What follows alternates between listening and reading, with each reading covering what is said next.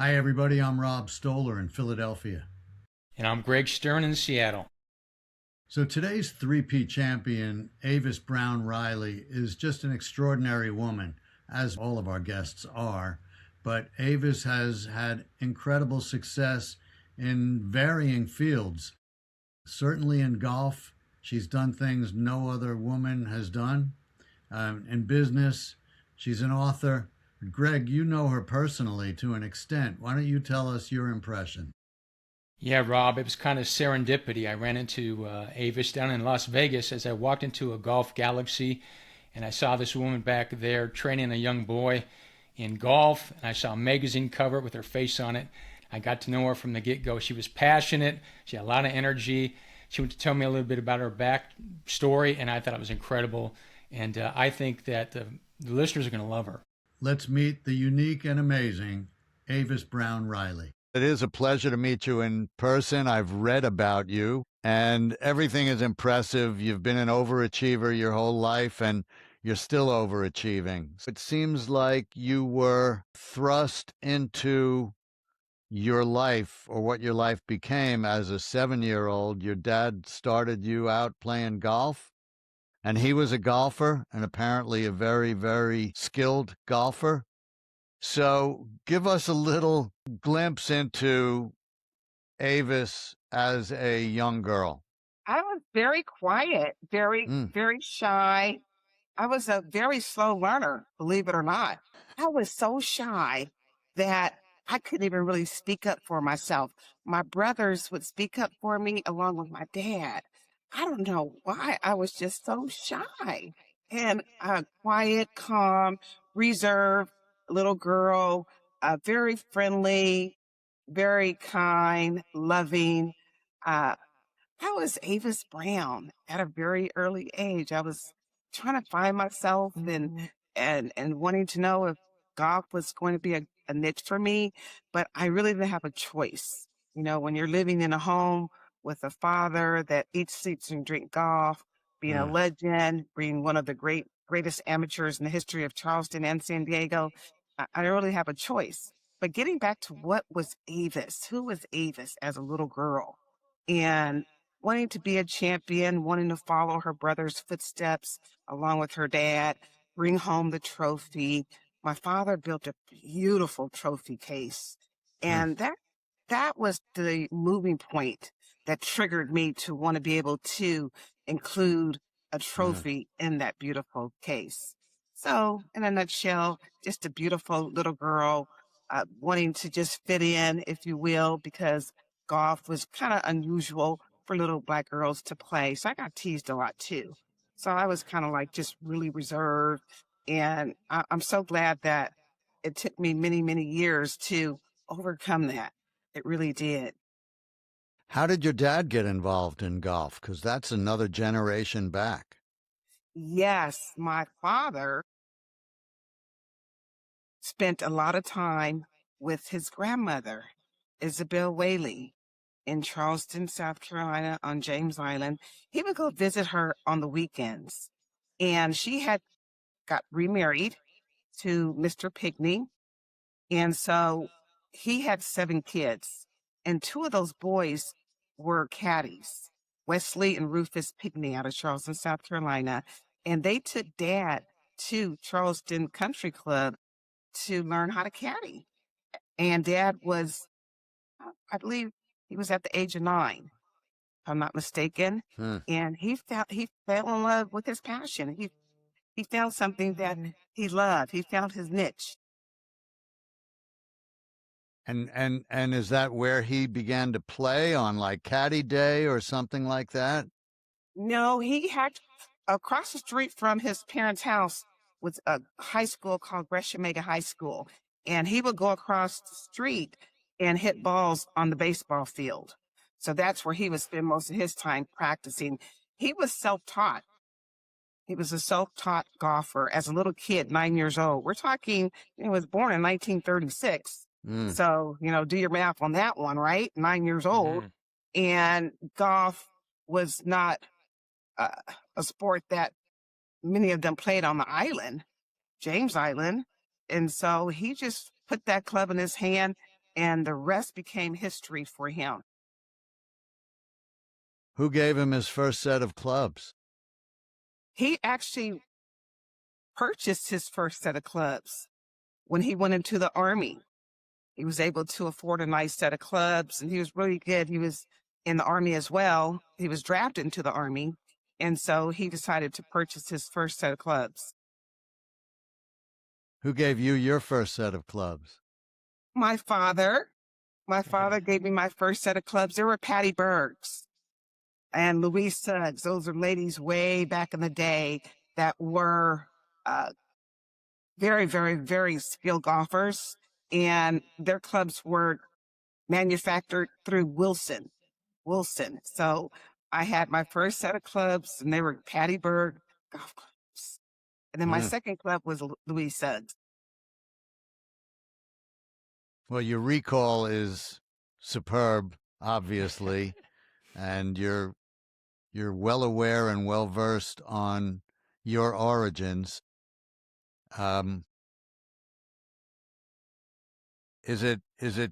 Does your own journey, is it as amazing to you as it is to us and people who have seen what you've done over your lifetime?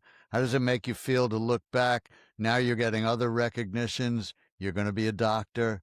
But looking back on your life, how does it make you feel? That's a great question. It makes me feel great.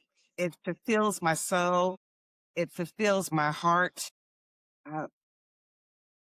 55 years ago, I would have never thought that I would be in the position that I am today. And that is with including numerous accolades and success and learning the game of golf, teaching the game of golf, and writing my first book, Building Up a Champion, motivational speaker, giving back to the community as a community influencer. So many different accolades that I have achieved over my lifetime, and also including working for corporate America for 25 years after playing professional golf. So when I look back at my amazing journey, all I can say is, Avis, job well done. Avis, let's go back. This shows the 3 P's of passion, purpose, and principle. And I've met you face to face, and I love your energy, and I know you're passionate. I know you have purpose. I know you have principles. But let's go back to when you were a little girl. You started playing golf. Tell us more about that journey, because it's incredible of how much you accomplished at such a young age.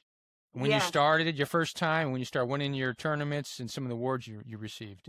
Yes, absolutely. So I started playing golf at the age of 7 when my father first put the golf club in my hand.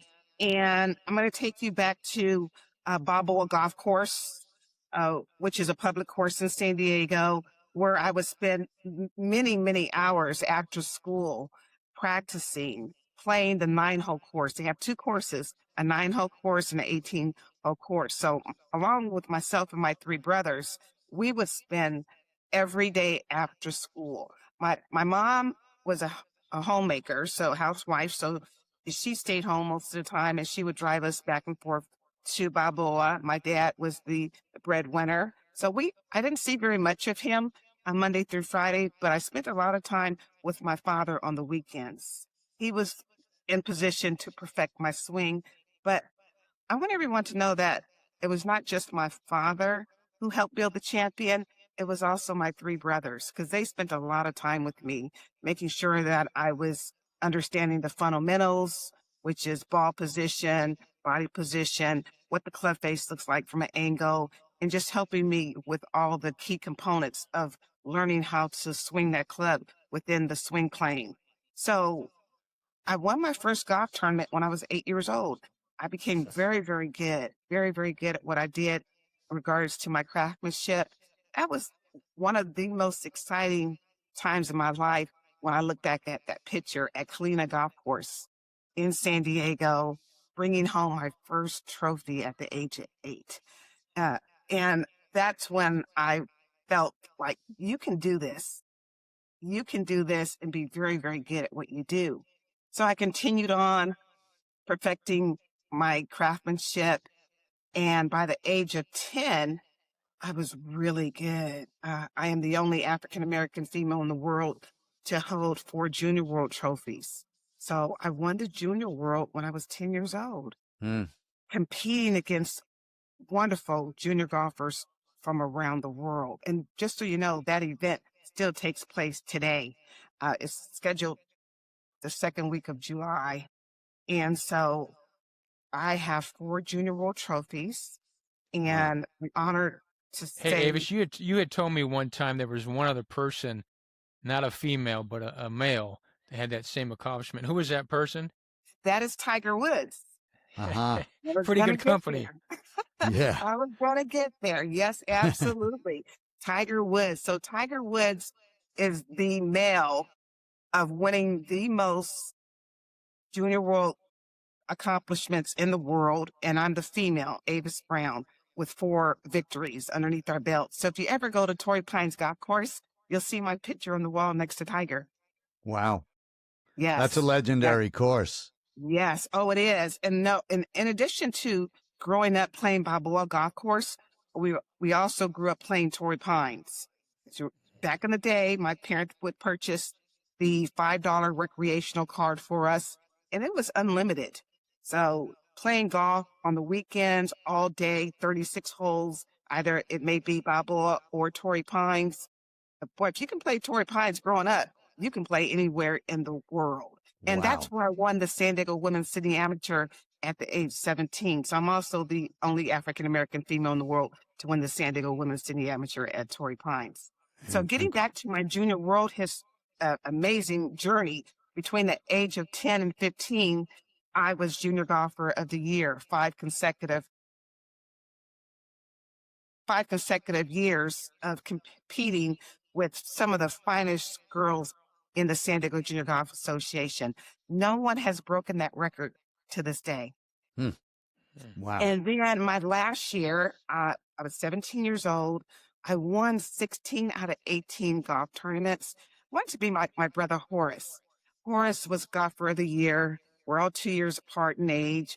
And I said, wow. I would look at his plaque on the wall at my parents' house, and that gave me a little push and to say, hey, you're going to bring home that plaque. So I worked really hard my last year at the age of 17, again, winning 16 out of 18 golf tournaments. And the night of the banquet, they called my name, runner up. I turned around, I looked at my parents, and I said, runner, how could this be? How could this happen? And you can see my facial expression must have dropped as I was walking towards the stage. And so I wasn't very happy about that moment, if you will, because I worked really, really hard. I did. And they gave it to another young lady. And she had only played in 2 or 3 golf tournaments, and they had changed the curriculum to GPA versus skill set. And so I left there with junior golf history from the age of 7 to 17, and was offered a golf scholarship from United States International University. It was really interesting at the time because so many other girls that I had competed with had received wonderful golf scholarships, and Avis Brown did not have a golf scholarship. And I'm thinking, wow, what's wrong with this picture? Again. And so, long story short, they invited me to play in the Andy Williams Open at Torrey Pines. Hmm. Wow. And you may know of it was Andy Williams, the Buick, and now the Farmers at Torrey Pines. And so it was there where I was able to play and have a wonderful time and play with Jerry Page, who had just won the U.S. Open, the men's U.S. Open. So that's great memories for me. And I have a beautiful plaque with our picture in the plaque. And I display that with my memorabilia as I travel around the country. So it was there where I met the coach from University of Hawaii, UCLA, and Laura Day from United States International University. My parents didn't want me to go to Hawaii. They did not want me to be so far away from home. UCLA had approximately 25 girls already on her staff. So she said, Avis, you're really going to have to step it up in order to be able to make that traveling squad. And then Laura Day came out of nowhere from the United States International University, and she offered me a full scholarship. So that's where I attended school, had a great college career. My first year, I was Rookie of the Year and just ranked within the first 30 every year out of 850 girls, I believe there were at the time. We're talking between 1982 and 1986. Wow, you're very accomplished. I mean, Incredibly. you've done more in your junior life than most people will ever do in their full life. It's impressive. I mean, obviously, you got to be a competitive, driven person, especially in golf where it's so technical and frustrating and complicated. But that's amazing, Avis. I love every time you tell me about your background, I just go, wow. So, Avis, do you Yes. think you fell in love with golf because you were good at it, or were you good at it because you fell in love with it? I believe I was good at it because I fell in love with it. I fell in love with it. Once you are introduced to that podium, the podium syndrome, where, you know, you're used to being on the red carpet, you're used to being on stage, you're used to holding that big trophy in your hand or a plaque, and it kind of takes away that ribbon. The ribbon's cute and all, you know, but once you get those trophies and the beautiful plaques in your hands, you're like, okay, I've got to go for a next victory. And I think that's what kept me driven to really wanting to stay within my passion. And winning, champions love to win. They just love to win. My dad built a putting green in our backyard. A lot of people do not know this. He built a putting green in our backyard, and he had spotlights. So your average normal kid is, you know, in their home watching cartoon or television, and we were in our backyard having putting contests. But then we also built a 6-hole golf course in our backyard, which was a canyon. And we built it from scratch. When I say we, my 3 brothers and I, we found some boulder rocks, we painted them white, and then the holes weren't very long. We're only talking about 60, 70 yards, but it took a block, 1 block. And we had everybody in the neighborhood playing golf on Saturdays. It was our championship neighborhood competition. It was Wow. so cool. And we learned how to hit a golf ball off of dirt with backspin. Who does that? So my short game was just phenomenal. But also keep in mind that chipping and putting is where we spent most of our times because our parents did not have a lot of money for us to play all day, every day. And so we spent a lot of time at Bonita Golf Course in San Diego and Balboa just chipping and putting. And so that's where most of my accomplishments, my victories, and my success came from, which was getting that ball up and down pretty much all the time. Up and down, man. Up and Up and down. down. Get up and down. So tell me a little about your father as a teacher. You know, I'll preface it with having read the autobiography of Andre Agassi, and his father was an absolute taskmaster. And I don't think Andre ever loved tennis. Even when he started winning, I don't think he ever had a love for it, but he was kind of forced into it and he became great. It doesn't sound like that was your journey. Similar, but not at 100%. Dad was a great teacher. We admired my dad. We saw all the beautiful trophies that he would bring home, recreational trophies that have Sam Snead, Bob Hope names on them, petrol trophies that my dad still have, pure silver. And I was like, wow, these are beautiful trophies. And so just having dad as my father, teaching me the game, the grip, the swing, and he was pretty stern. He didn't give up. And it was days where we would be out there till 8 o'clock at night until we perfected. And he was one of the greatest men I've ever met in my entire life. And you're going to bring tears to my eyes because he just recently passed away. I'm And he was sorry. my best friend and my mentor and my coach. And if That's I could just beautiful. hug him one more time, it would mean the world to me because I know that he's with me and he's shining down and he's looking down and he calls me A. And he goes, A, he says, always remember, don't you ever give up. Don't you ever give up. Keep your head up high, walk with pride. And my parents taught us how to respect other people and to be humble. And that plays an integral role in building a champion. Respect, dignity, integrity, self-esteem, self-confidence, all those values that God taught me as a little girl. And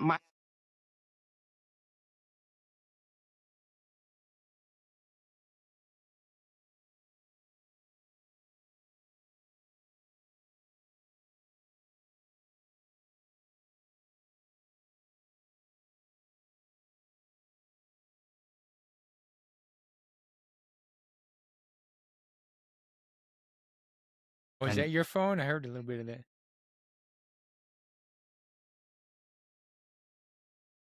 that have groomed me since I was a little girl. And just for your listeners, uh, get that mentor, get that psychologist in your life, in your child's life, to be able to understand how the brain works. And I understood how the brain works at a very early age. mm, And I believe that's part of my amazing accomplishments as a junior golfer and a junior world champion.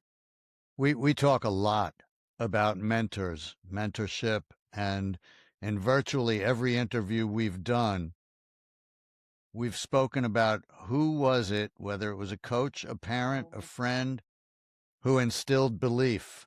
Because Greg and I think, agree that belief is the most powerful motivation one can be given in terms of achieving excellence. It's somebody you respect and regard highly telling you you are good enough. And you had that built in to your family with your dad. Yes, I did. I sure did. And so, again, on the weekends when we were not on the golf course, we were watching, uh,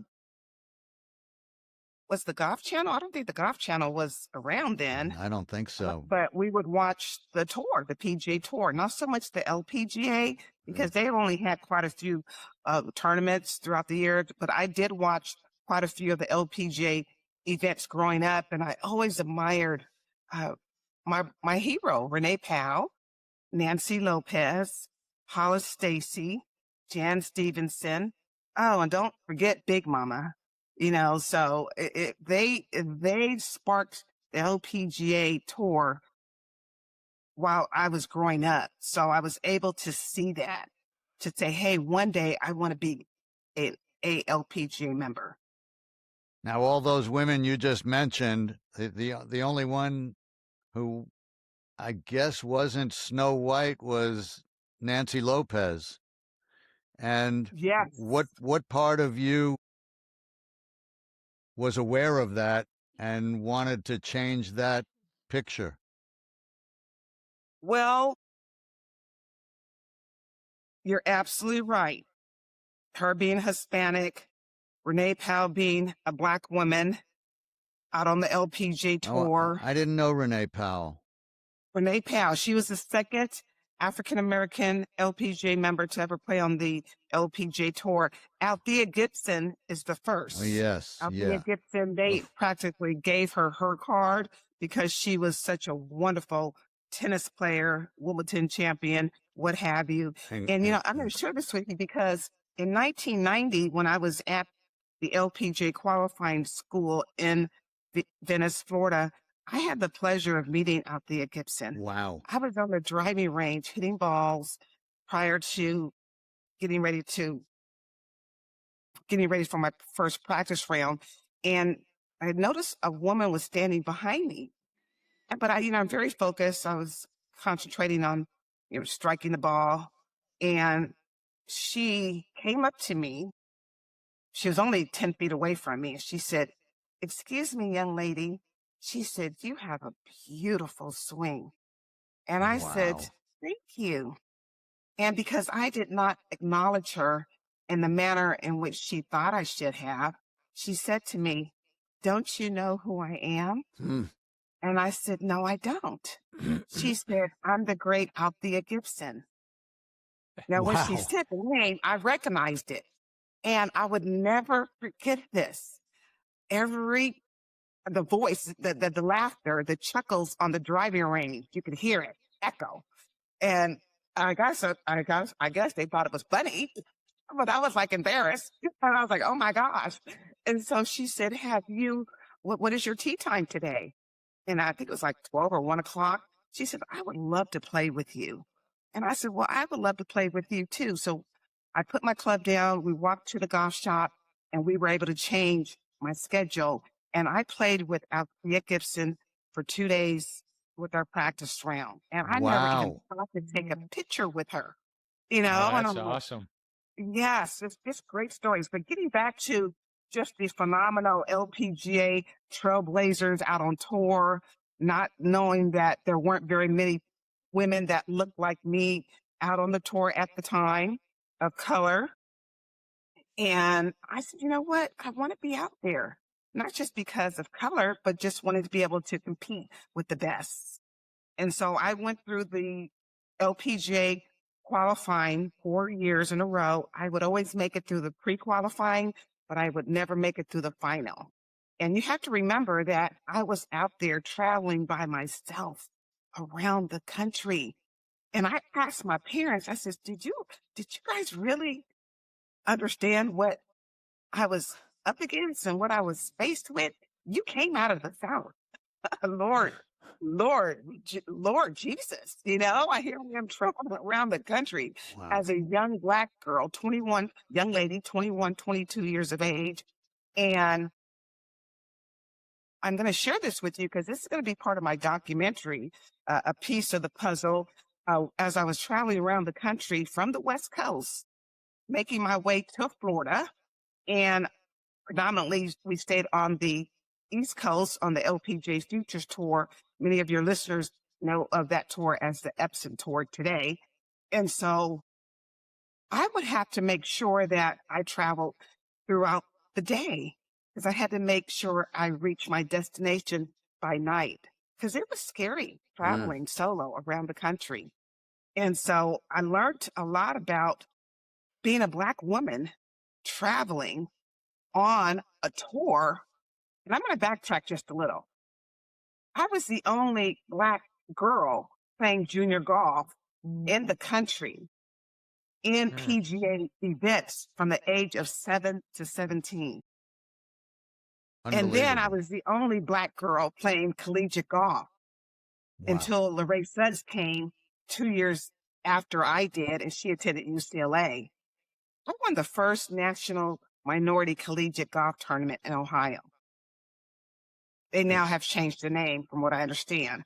So talk about the history, the accomplishments, the wonderful success that I have achieved within my lifetime, and not to be really recognized for that somewhat breaks my heart just a little. And the reason why is because I was never an LPGA member, Mm. but I was able to achieve the accomplishments of being one of the greatest African American women golfers in the world.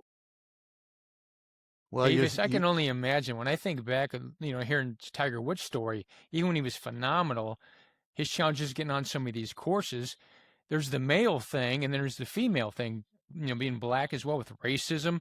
I would almost think it would be tougher for you as you traveled around being a woman and being a Black woman. What was that like? Were you faced with a lot of people that you knew, hey, this is not the right place to be? There's racism, and you tell me, what was that like? Oh, yes. Oh, yes. There's no hidden secret. As I travel, the first state that I arrived to was Florida. And I had no idea what I was walking into. Mm. I would walk into country clubs or go into the dining area, and they would ask me, well, we're not accepting applications today Mm. for the kitchen. I'm like, okay, well, I'm in a golf apparel and I'd like to have breakfast, and just the type of behavior that was demonstrated towards me as I would go into golf courses, and having the change thrown at me over the counter, having the cart key thrown at me, I would have to bend over and pick that up, and just not being treated nicely, if you will. And you could only imagine how that affected me prior to playing and getting my mindset for competition. No one could ever walk in my shoes.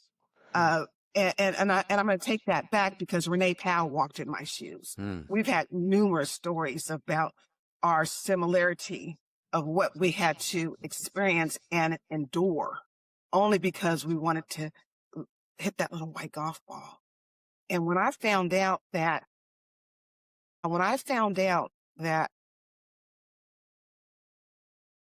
opportunity was not in my favor, it brought tears to my eyes. It really did.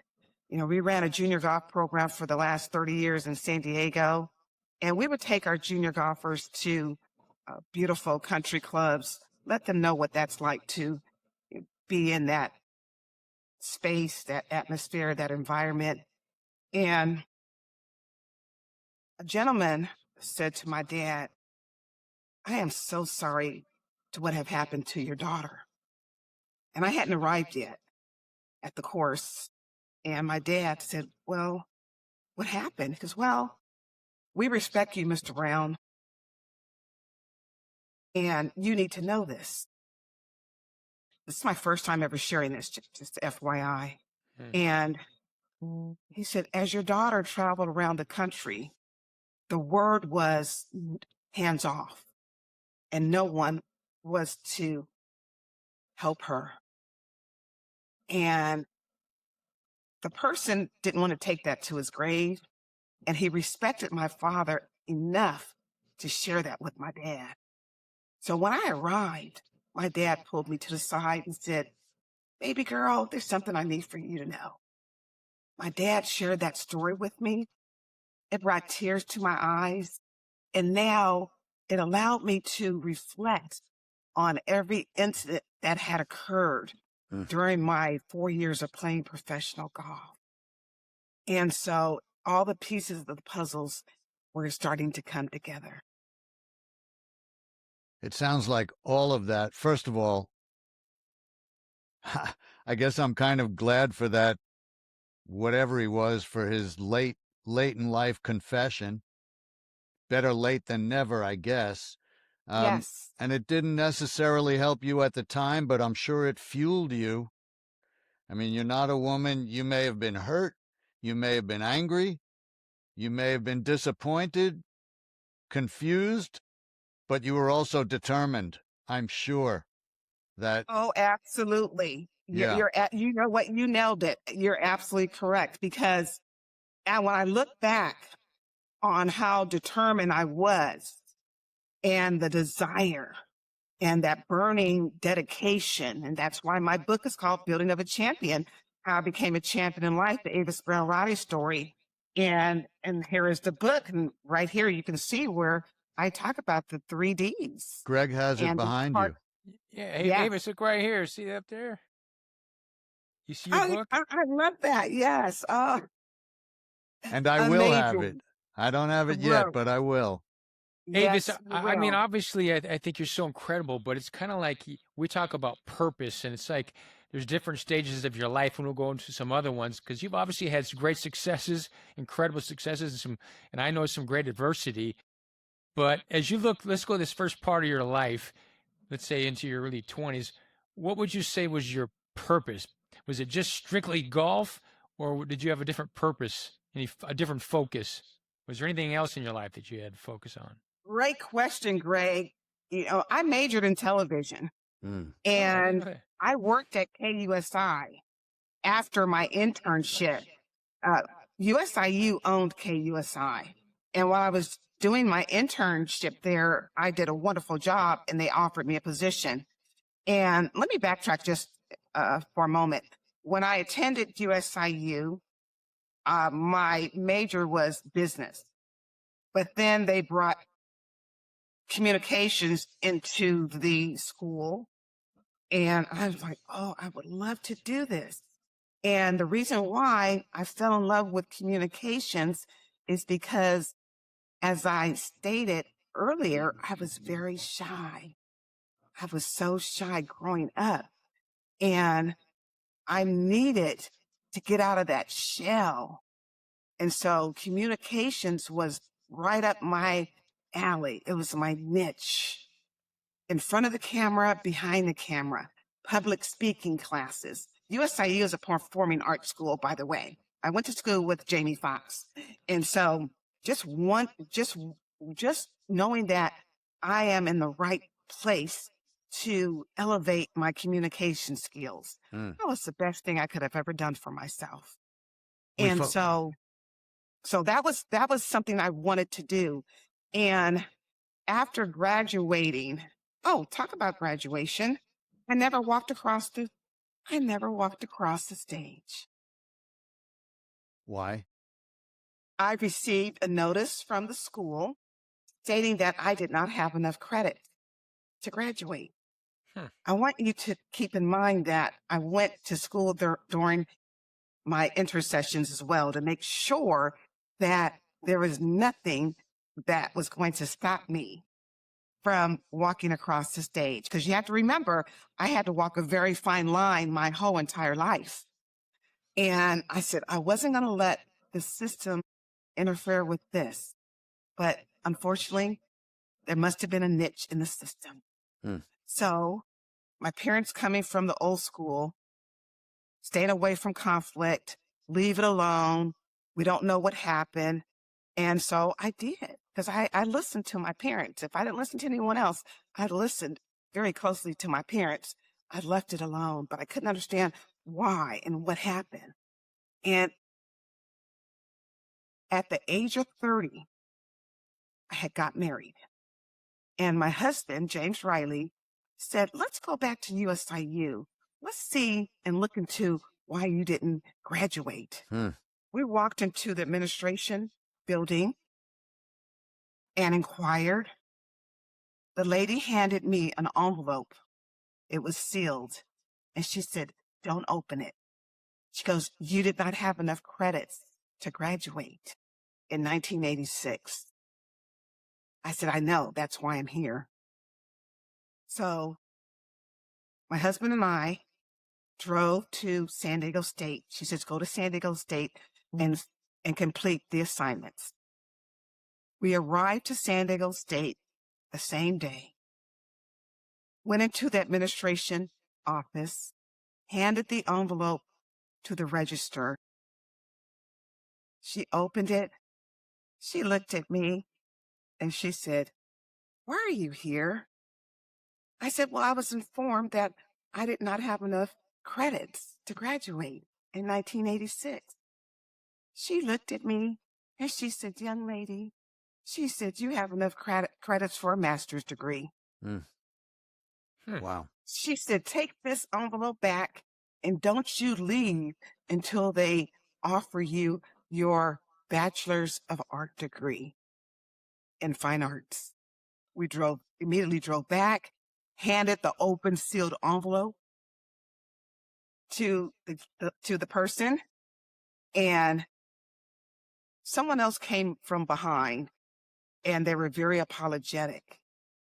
And where I'm going with this is that my transcripts were tampered with. They were tampered with. And so I received my certificate, my diploma, in the mail a week later.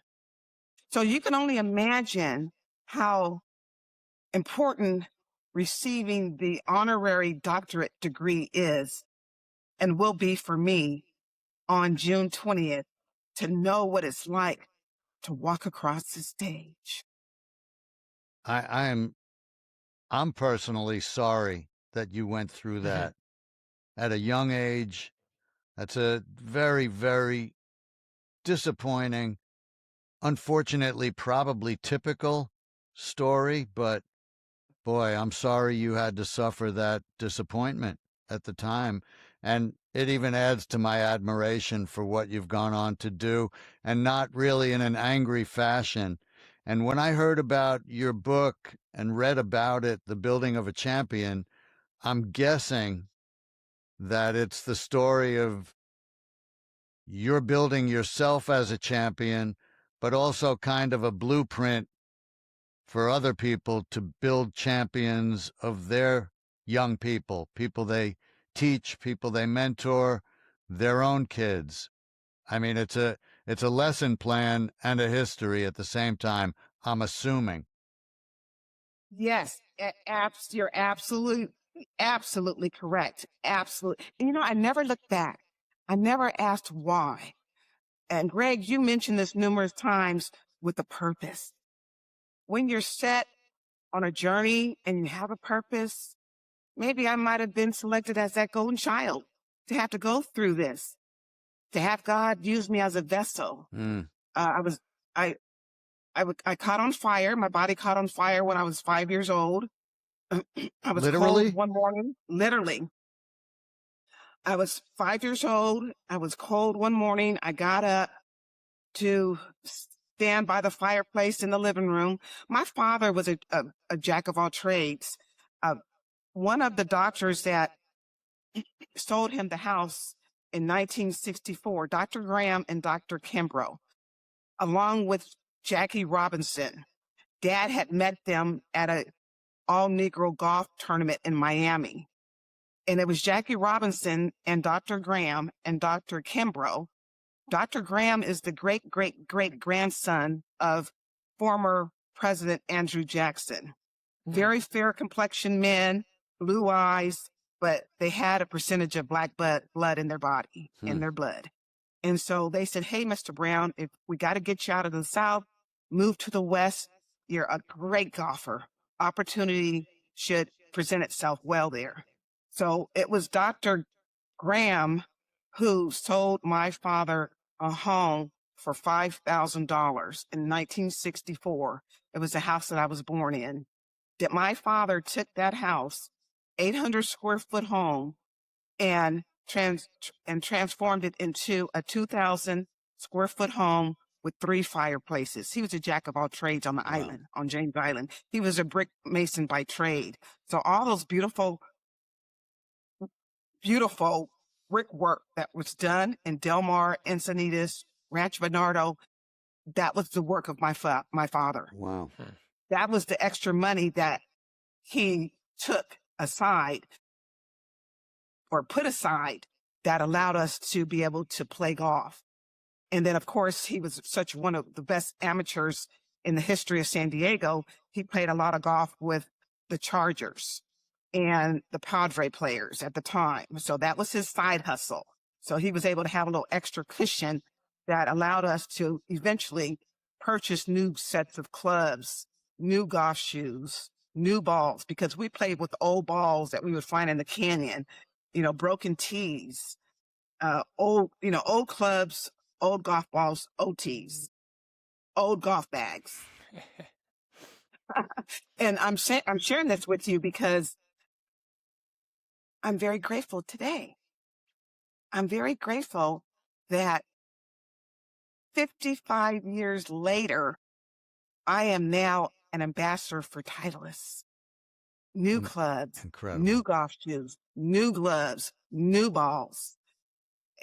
And wow, if I would have had all that as a junior golfer, in addition to my skill set, what a great feeling to know that you have the golden package, but it wasn't meant to be that way.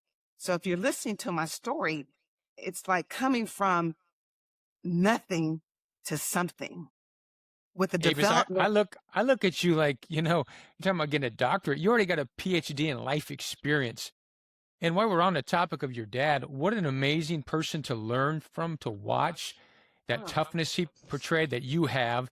I mean, there's no way you could have made it to where you are without just this toughness you have, because as we get further in this conversation, we'll find out. But I think, like you said earlier, there's a reason for you to do all the things you've done successfully and all the adversity, because what you're doing now, just the impact you have on people. But I just think about your dad so much and how you look up to him, because Rob looks up to his father like you, and what you learn from him so definitely shines through you. I think it's cool to see. Yes, I am truly my the daughter of Gordon Brown. I followed his footsteps. I admired him. I respected him, and the courage, a young Black man coming out of the South in a pink Cadillac, got stopped in Alabama. Driver's license registration, please. Dad was determined. He was determined to move his families from the South to the West Coast, determined to be one of the best amateur golfers out of Charleston and San Diego. He never made it to the PGA Tour, which was his dreams. His dream was to be a PGA professional, but that never did happen. So what did he do? He taught his kids the game of golf. It is quite an honor and a privilege to be known as the Brown family, the most prominent Black golfing family in the world. Wow. Winning 320 victories in our history of success, to be in the first 100 years of golf book of San Diego, to be in newspapers, to be in magazines, to showcase our story, to allow others to know that they too can play this wonderful game of golf at the end of the day and be good at it. I remember when Earl Woods used to call our house, Tiger's dad. Sure. We stayed in the Evening Tribunes in Evening Tribune newspaper, and he called my dad. Everyone called my dad Brownie. He says, Brownie, he goes, those kids of yours are always in the paper. He goes, what's the secret ingredient? Wow. My dad said, there isn't a secret ingredient. It's hard work. Hard work, determination, dedication. My kids had a desire to play the game of golf. And now, years later, didn't realize that we held on to history for 55 years. Held on to history for 55 years. And I just want to thank my parents for instilling in me the values that allowed me to be the person that I am today.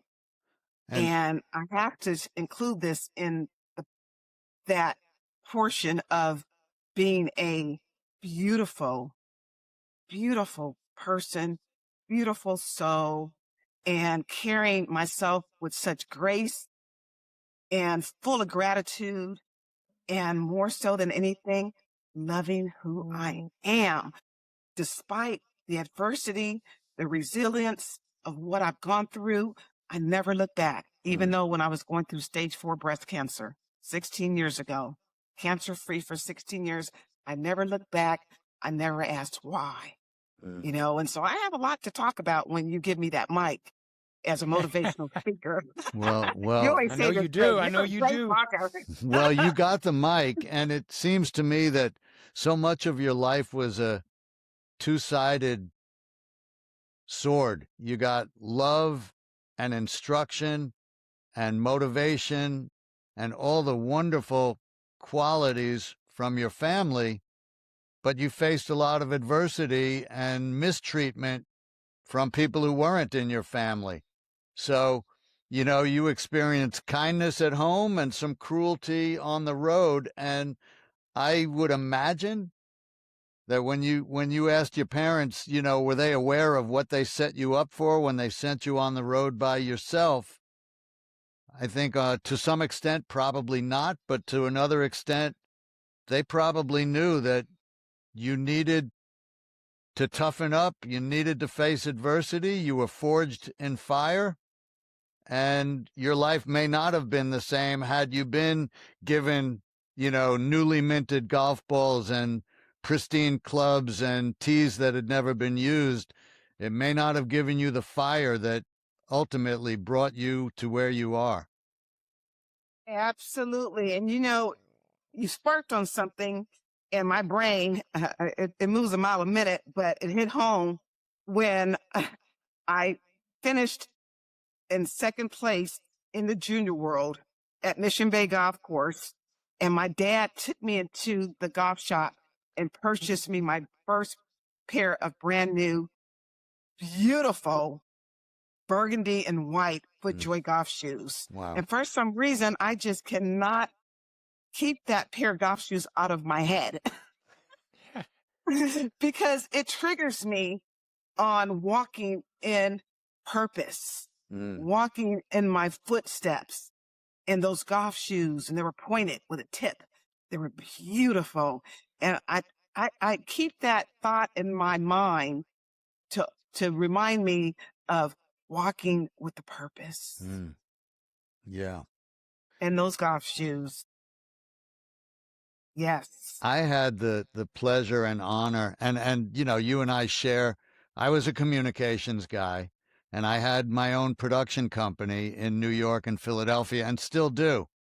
I'm not doing as much behind the camera work now. I'm doing more in front of it, but that was my career, and the camera was a passport for me, and it brought me. I spent time with Muhammad Ali. I spent time with Smoking Joe Frazier, and I've been to the White House. But the guy that was Muhammad Ali was, he was an extremely important guy in my life just growing up. But my background sports-wise was tennis. And I wasn't a privileged tennis player. We were kind of on the other side of the tracks. And my dad was a much better teacher than he was a player. But he used to get me up in the morning to play with him and his buddies, even if I didn't want to. But I was good early. But one of the great honors of my life was meeting someone who I think shared a lot of your story, and that was Arthur Ashe. And I had the honor of meeting him, and I can't tell you how that impacted me. Just his story. I think he's still one of the most important and impressive people we've ever known. Not unlike yourself. You share a lot with him. Different sport, but same character, I would imagine. Yes. And talk about tennis.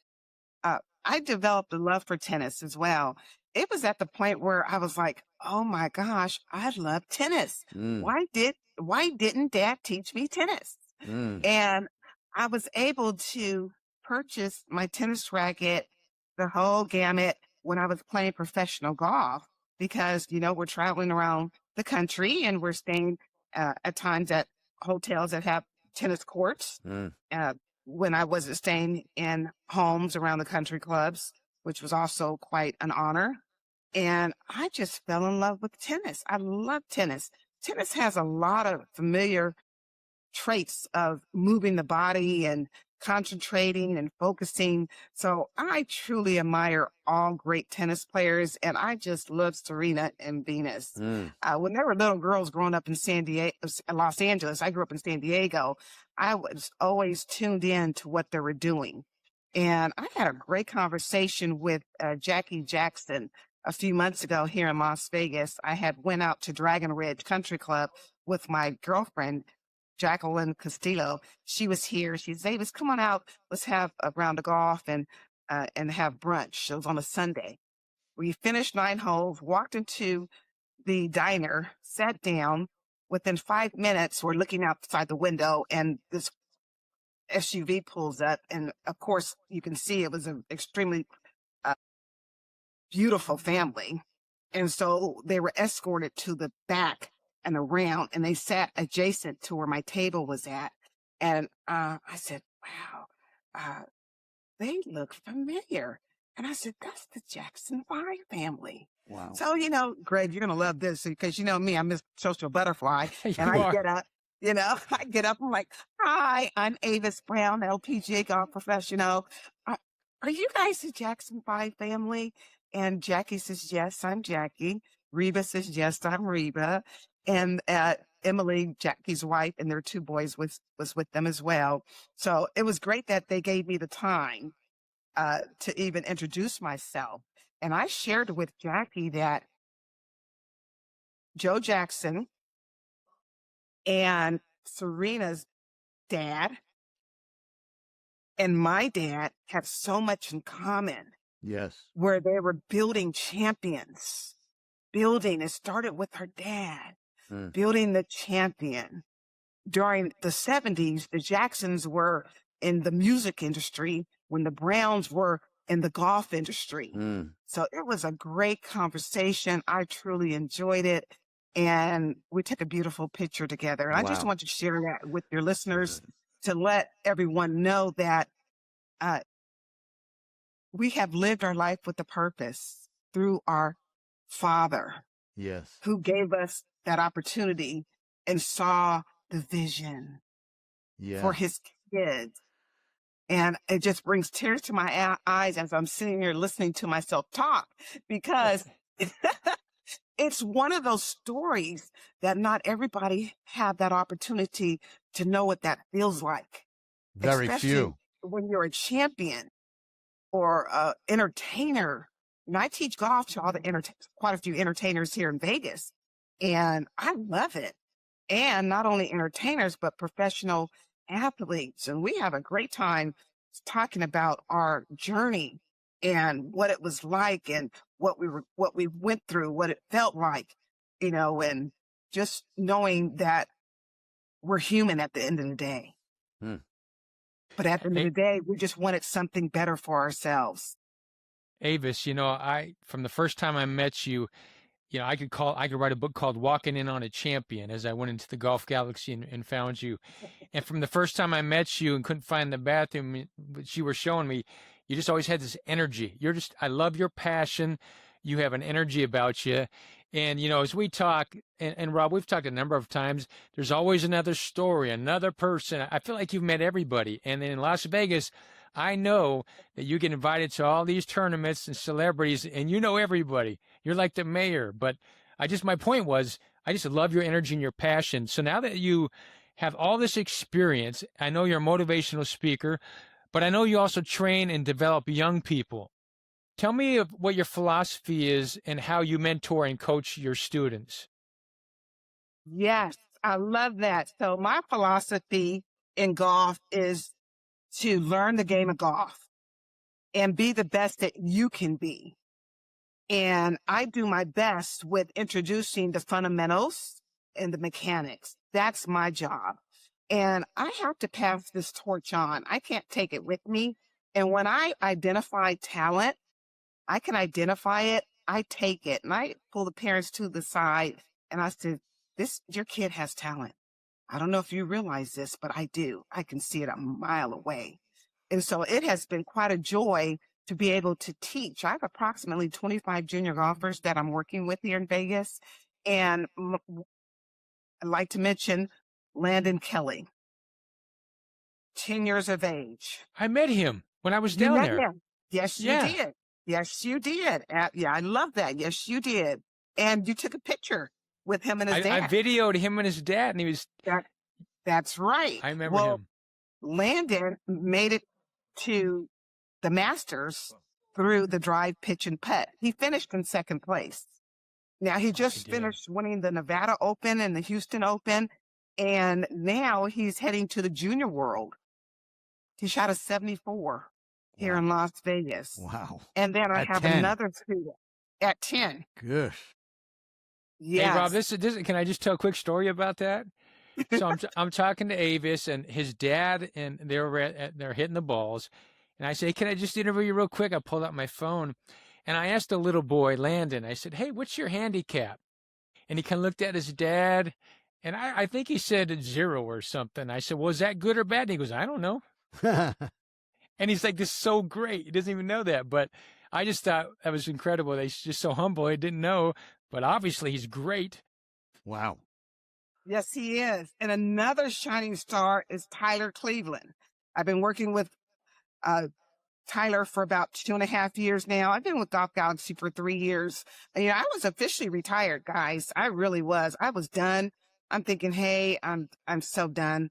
I've done all I could do. I just want to enjoy my life and sit by my poolside and drink my mango margarita and Nah, watch the television in the nah. backyard and just enjoy and reflect on my life. But God said, no, young lady, we've got more work to do. Yeah, So man. I returned back to work, and it was because of me participating in the fourth U.S. Senior Women's Open, where I made history, being the first LPJ African American to ever play in the Women's U.S. Open in 1988. Oh, we'll talk about that too, because they have no record of me participating. Hey, let's clean it up, folks. Jeez. Archives are in position for a reason. Okay, so now 1988, and then 2022, Avis qualifies for the fourth U.S. Senior Women's Open because I needed a closure for the documentary and the movie. So Golf Galaxy says, hey, we'd love to offer you a position. So I accepted the position part-time at the store in Las Vegas. I worked there for a year, did extremely well, and then received another promotion at the store in Henderson where I met you, Greg. Yeah. So I have approximately close to 400 students. It's a revolving door.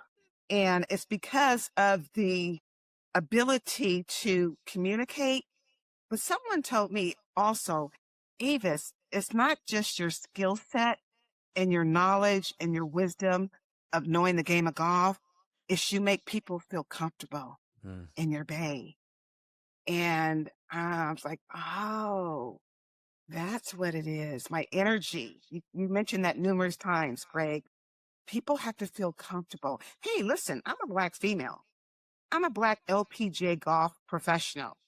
And so people are skeptical, not knowing if I know what I'm talking about. But once they get into the bay, they feel comfortable. They're like, hey, she's on point. And the interesting part behind all this is like, why haven't anyone shared this with me as far as a certain component?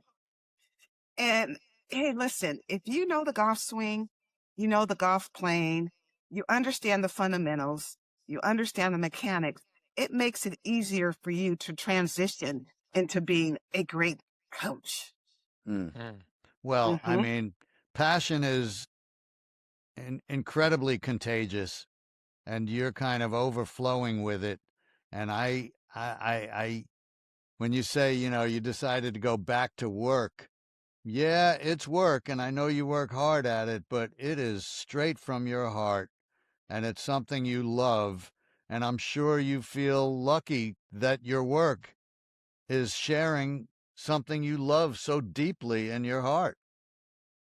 Oh, absolutely. I get tickled pink when I'm in the bay. I'm working with another student, Ava, and last summer I went out in this hot heat with her, and we worked and we worked Mm, and we worked mm, from tee to green, and she made it on the Gorman girls golf team. yeah. I introduced her to a few of my boy junior golfers that are really, really good. Tyler is shooting 68, 69, 70. He's only 14, Jesus. he's 50, he just turned 15 years old. He God. plays for a very nice high school here in Las Vegas as well. Mm, And got a couple other students, you know, they're doing extremely well. I don't want to leave anyone out, but I'm really, really proud of all my students. I build their swings from scratch. And not only that, I sit them down and we discuss course management. But the bonus and the perk that they're receiving from Avis Brown Riley is mental toughness. Mm. How are you able to sustain and allow yourself to stay within that competitive mode within 4.5 to 5 hours in some of these junior golf events that seems to take quite a long day yeah. to get through a round of golf and maintain your composure and concentration. That's tough. Yeah. That's tough. So I'm teaching these kids and youth what that looks like. Be ready for competition. Avis, Believe, let me know something here. So I'm in the basketball yes, world, right? And when I think about what you've talked about, initially, what I see in the world of basketball at the youth level, the teaching's horrible. People don't even have the knowledge to teach, but you're so focused on the right things, the fundamentals and the mechanics, and the same thing in basketball for shooting.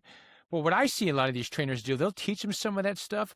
What they don't have is the talent you have from your experiences, which not only do you right. guide them, but you instill confidence in them, which allows them to have mental toughness, because those conversations you're having, I'm around it all the time. I don't see those.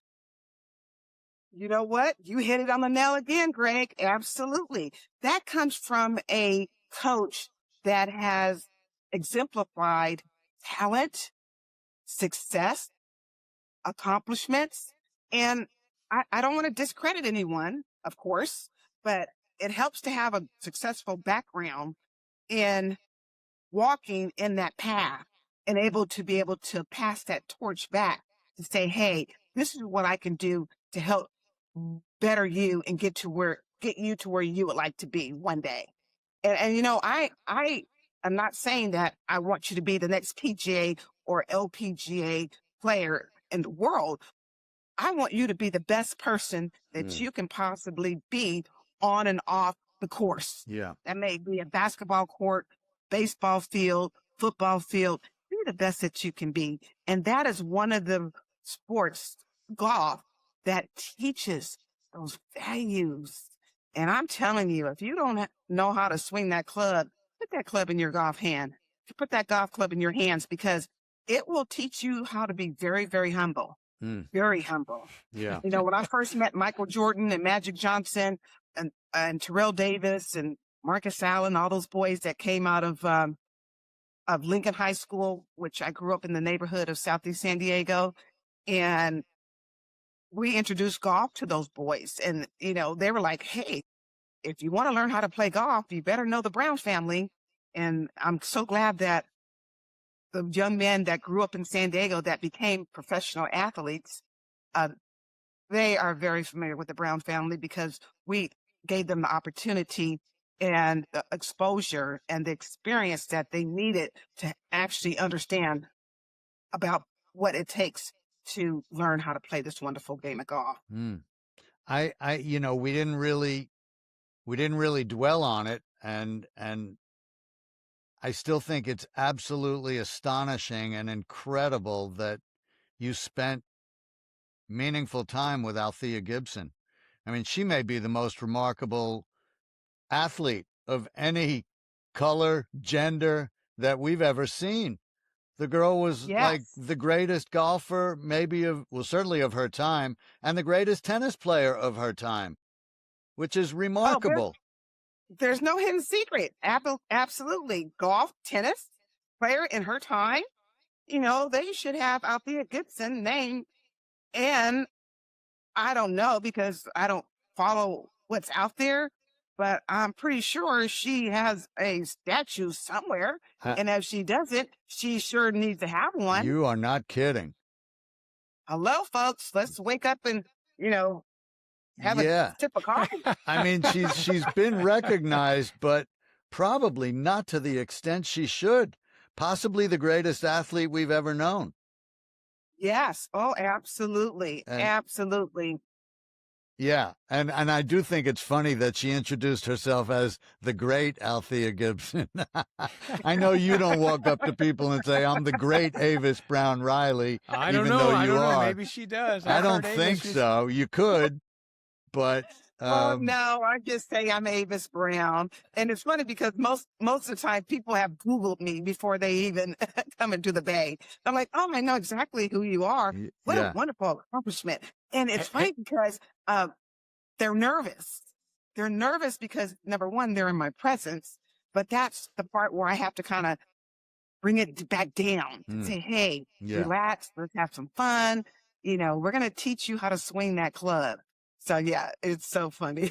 Hey, Rob, it's funny. I'm so glad I didn't know who the heck you were when I walked in on you because who knows how it acted. But Rob, let me tell you the quick little story, right? We're in between my nephew's AU basketball games. We have like 2 hours, and so we had probably had 7 family members. Like, what are we gonna do? Let's go to this mall. So I'm like, I don't really feel like going in shopping. So I sat in there and was on my phone, had to use the bathroom, and I was directly in front of the Golf Galaxy. So I run in there, this huge open area with nobody in there, and I'm just walking around trying to find the bathroom. I go around the back, and there's Avis with, I can't remember your partner's name was with you, the man, but she had a big smile. I asked her where the bathroom was. I came out. We started talking. There was a magazine next to her, had her picture on the cover. And she's like, I'm Avis Brown Riley. She's kind of talking, had all that energy. And I'm like, wow. And I was just engaged right away because of her personality. You have the gift of charm. You're a charmer. I Well, just thank picture you. you. I have a picture of you with all these people, and they're all these amazing people, but you're right in the middle of it, amazing yourself, but kind of the fun, energized one. And so, anyways, that story, I tell people who you are, and most of them don't know, but and how I met you, and they're like, who? And then they start reading about you, like, wow, how'd you meet her? I'm like, that's at the Golf Galaxy. Yeah. Yeah, it's funny because so many talented and well-to-do, well-known people come into Golf Galaxy every day, Oh, and really? I meet them all.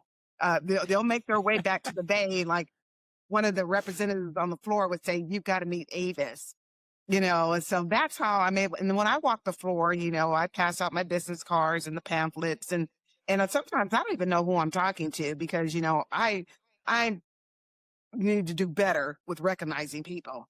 hmm So Yeah. my husband tells me that all the time. When, especially being a celebrity golfer, I attend a lot of celebrity golf events, and my husband's like, "That's such and such." I'm like, "Who?" And so I've gotten better over the time, but it's been a joy just to fulfill my passion. And you're right, because it's a job, but it's not a job. It was a job when I was working for FedEx Express, Yeah. corporate America, Yeah. Fortune 500 company. After playing professional golf, they hired me as a customer service agent. The director, Craig, at the time, says, Avis Brown is where? Have her come pay me a visit here in Rancho Bernardo. I went there a few days later, introduced myself, and he goes, "You belong at our district office." They hired me as a recruiter. I Yeah. did the hiring for the Southern Cal market between San Diego, LA, and Palm Springs. Then I was later promoted into senior HR because I did such a wonderful job, because golf has taught me to be extremely detailed with paperwork and putting that pen to the paper on my scorecard and the whole nine gamut, right? Do the right thing. Be honest, be truthful, and do the right thing for anyone, including yourself. So the managers seem to have taken a liking to me. Avis, our packets are just phenomenal. Thank you. You're saving us a lot of time with our new hires.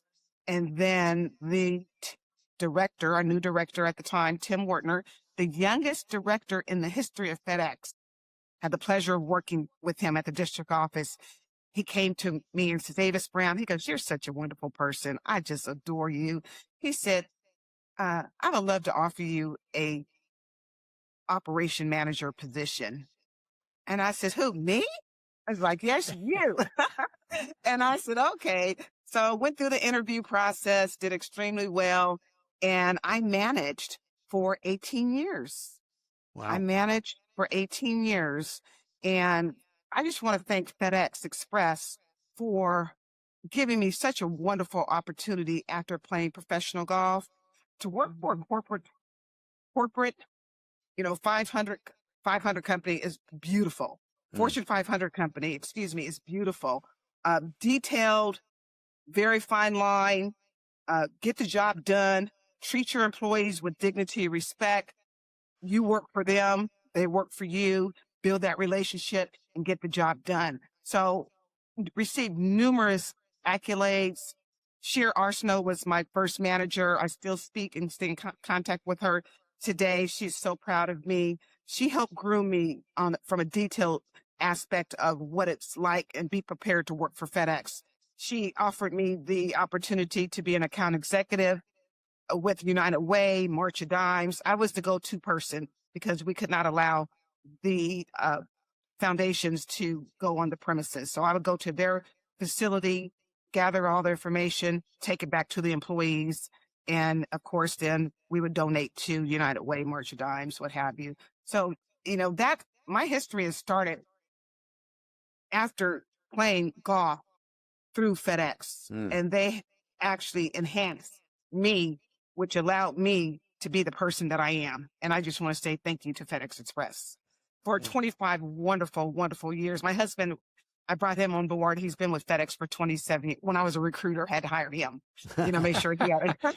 That's some Make good sure he recruiting had right it. there. that sounds like a conflict of interest to me. That's a loyalty recruiting operation. Well, hold on, No, you're right. no, I It's a didn't say conflict of that. interest Well, when you're not at the same station. I know. Oh, I'm there you go. kidding. There you go. But I'm proud of you too, and I'm so delighted, really delighted to have met you today. It turned today into a very special day for me, and you're a pretty glowing example of what people are capable of. And I think there's no better time than right now to help people understand what people are capable of, because I think there are so many instances these days of underachieving being applauded. But you did nothing but overachieve, which doesn't mean you weren't capable, because you were, but it just meant you just kept reaching higher and higher and higher until you got to the top of everything you've ever done. So, kudos to you, Avis. You're a credit to humanity. And Well, thank you. I'm Thank happy. you. I want to share this before I forget. I just sent an email to my siblings and letting them know that I received the honorary doctorate degree. And I went into a paragraph with leadership. And leadership is the key word when it comes down to it.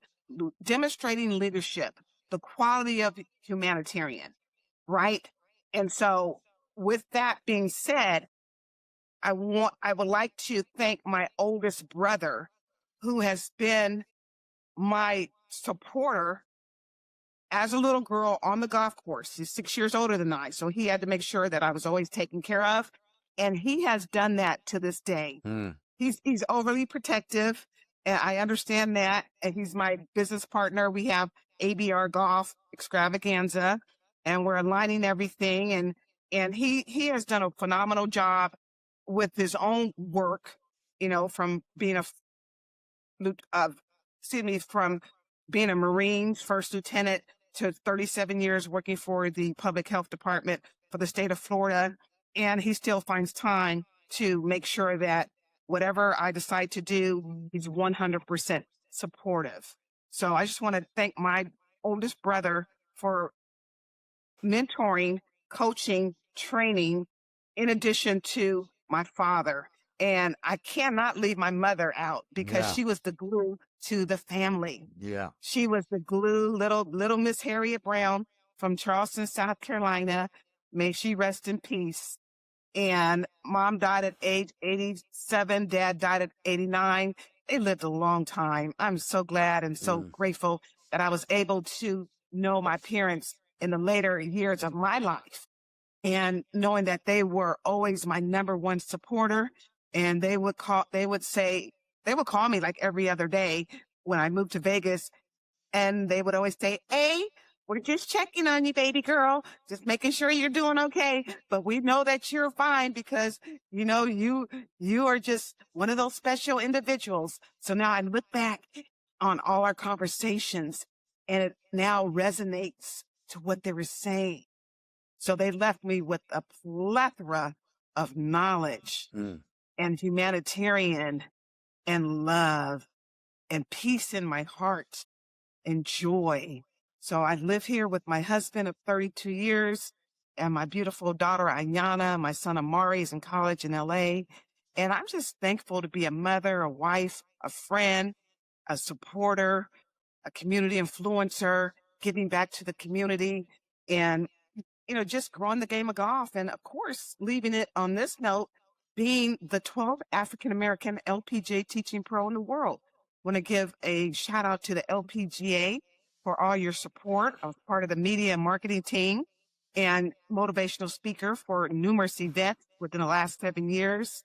And I've worn a lot of hats, and the best is yet to come. I'm looking forward to putting together a beautiful documentary / movie, just trying to find the right team that can make that happen. And of course, we've got a lot of things going on. Our priority is to get our parents' house fixed because the house caught on fire. And that's how my mother died, in the fire. Oh, And so that's our priority. And our wow. home is going to be finished in July. So once that's finished, I can kind of move on and really tap into some amazing things. So I just want to give my Lord and Savior all the grace and thank him for sparing my life, being cancer-free for 16 years. I share wonderful stories with women on social media through this page, letting them know that if I can do it, you can do it. And don't you ever give up. Fight. You've got to fight. And when we think about it, guys, that's what we're doing. We're fighting through each and every day to get through that day. Fight for whatever you believe in. Fight for whatever you want to accomplish and fulfill your dream. Fulfill that dream of yours. And at the end of the day, always remember, don't ever give up, because your bad day could be somebody's good day. Yeah. Man, I love you, Avis, and I want to know I love if you you too, Greg. can you allow how do we get into your family? How can we be part of your family, me and Rob? It's Well, exceptional. Well, as of today, you're officially a part of the family. Thank you. Thank you. Right. Well, Yes, and then also, before I forget, I want to give a special thanks out to DeBerk Cook. DeBerk Cook is the publisher of the African American Golfers magazine. It's around the world. I promote it 500%. She has been the only person that has shared my stories, my stories with the world. But then also Isabel Carmouche, who's the publisher of French Quarters magazine. I didn't bring it down with me. She's here in Vegas, and she has written beautiful stories of my amazing accomplishments. And they're so beautiful, they just make me cry, because she has it in French and English. So again, thanks to those who have allowed me this wonderful opportunity, such as yourself, to be on such magnificent podcasts, to share my story and showcase my talent. And again, growing the game of golf. That's You what are I do. officially a 3P champion. That's You for represent sure. passion, That purpose, is and for principle sure. in every way. Well, And thank you. Thank you so much for this wonderful opportunity. I enjoyed our chat today. I really did. And I disclosed some things today that I've never disclosed before, but sometimes you've got to talk about things. You can't keep things under the rug, because that's how we change. We got to change for the better and make the world a better place to be. That's what ambassadors do, Avis. And that's what you are. You're an ambassador of everything that's good and worthwhile and valuable and enviable. So the fact that you're sharing it, I have to take a little issue with the fact that you said if I can do it, they can do it. That's not necessarily true. But I do believe everyone can fight and everyone can work, but Yes. not everyone is like you, Avis. You're very different. Well, thank you. And quite extraordinary. Well, thank you, Rob. I appreciate the kind words, and I love the questions, and I love the interaction that we've had today. And I am very grateful and appreciative of your time. And thanks again for allowing me to be on your platform. And the Well, best is yet to come. we're so grateful for your time. Absolutely. And God willing, I'll meet you face to face one of these days. Absolutely. You got to come to Vegas. I'll do that. I will do that. So for those Right. that are interested, they are more than welcome to follow me on Facebook. I'm on Instagram. You can purchase my book through Amazon, Barnes and Noble, Walmart.com, Target.com. This is the only book that's ever been written about a little Black girl that grew up to be a champion in life at the age of 10. This book is now in the USGA, United States Golf Association, Library and Museum. Purchase it today. It's a great read. We're going to be working on quite a few more books because this book doesn't tell it all, but it tells you exactly how I got started. Well, yours is a big story, and it's a fantastic story, and you're just an exemplary individual, and we're so proud and pleased to have spoken with you today. Well, thank you. The pleasure is mine. Hey, Okay, God bye-bye. bless. God Bye-bye. bless. God bless. Well, we certainly hope you enjoyed meeting Avis Brown as much as we enjoyed presenting her to you. I think it's hard to deny that she was a pioneer in so many ways, who showed courage, tenacity, perseverance. Perseverance could have been the fourth P, but she certainly showed the three Ps. Greg, what'd you come away with? Well, I really enjoyed our conversation, Rob. Obviously, I love the story of her as a child learning to play golf, but her loyalty to her family and her love for her dad stood out to me. And then, obviously, being resilient in life, going through adversities, especially with cancer and being a survivor. I just love her energy. She's passionate, and it's a unique story. Yeah, certainly someone people can glean wisdom and inspiration from. So thanks so much for joining us today, and come back next time for our next 3P champion. Greg, as always, you're the best. You're the man, Robbo. Hey, take care, brother. Bye, everybody.